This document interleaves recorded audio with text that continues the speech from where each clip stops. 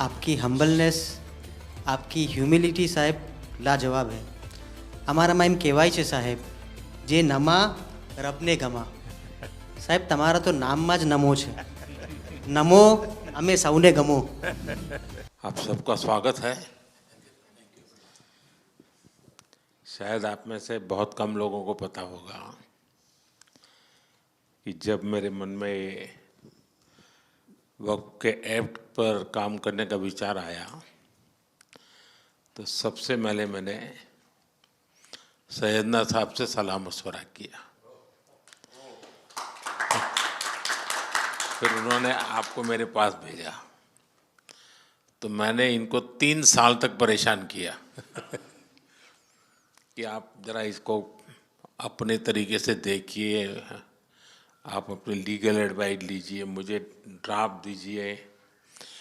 यानी आप कल्पना नहीं कर सकते इतना कंसल्टेशन में उन्होंने मेरा साथ दिया। आप में से जो भी जानकार लोग उनको बात कर करके ले आए और एक एक शब्द फुल स्टॉप कॉमा में क्या करना चाहिए यहाँ तक मुझे मदद मिली। ये बात मेरे लिए कोई नई नहीं थी, कैसे करना उसके लिए आपको शायद याद होगा जब आपके दादाजी सैयदना साहब, अब वो तो 1900 से तो एक बार मेरे घर पे आए थे तो फिर उसी में से बात निकली पाटन की।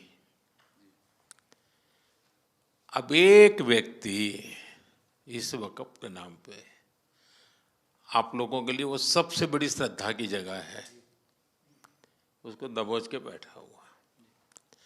अब मैं भारी कोशिश की मैंने खुद ने, यानी मुझे मालूम था कि कितनी पीड़ा आप लोग सह रहे हैं। एक्चुअली वक्फ का जो स्पिरिट है आखिर ये किस चीज़ के लिए, किसके लिए, उसका अगर दुनिया को उत्तम से उत्तम कोई मॉडल दे पाएगा तो सैयदना साहब दे पाएंगे।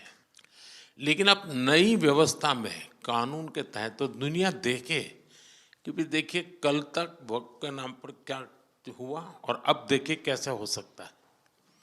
और जब गरीब से गरीब इंसान की दुआ मिलेगी तो उसकी ताकत अनेक गुना बढ़ जाती है जी।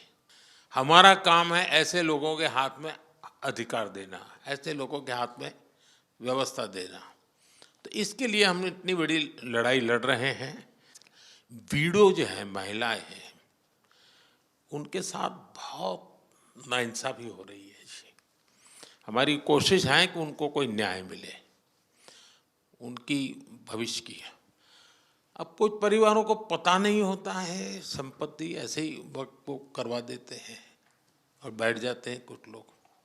तो मेरे पास ये कानून तो बाद में बना, पहले राउंड में जब मेरे पास रिपोर्टिंग आया, जब मैं यहाँ 19 में जीत करके आया तब मेरे पास आया 1700 से ज़्यादा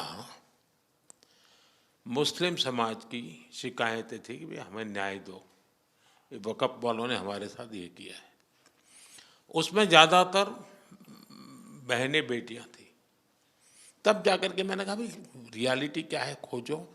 तो ये रातों रात नहीं आया है जी, लगातार 5 साल तक हर बारीक चीज़ को कोशिश की समय। फिर उसमें से मुझे बहुत पहले बड़े सैयदना साहब से काफ़ी बातें मेरी होती थी, तो मुझे मालूम था कि बोहरा समाज हो या शिया मुस्लिम हो, उन सब उनको तो और मुझे अहमदिया को और मुसीबत है। मैंने कहा भाई इनको तो कोई अलग से प्रोटेक्ट करना पड़ेगा। उसमें से मैंने इस व्यवस्था को विकसित करने का प्रयास किया है। मुझे अच्छा लगा, आप सबसे मिलने का मौका मिल गया।